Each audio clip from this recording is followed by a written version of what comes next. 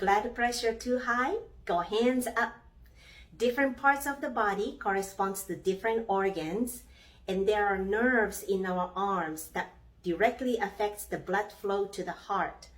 When the blood pressure is high, we want to make sure that coronary arteries, the blood vessels around the heart, is wide and open to allow good blood circulation. So when the blood pressure is high, go hands up and draw a line across the heart to the arm. This level in your arm can affect the heart. So you want to acupressure this specific line in the arm all around the other side as well. This can directly affect the blood flow to the heart and lower the blood pressure.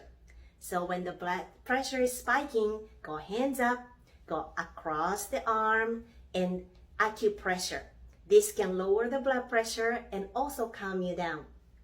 Make sure you like this video and follow me here.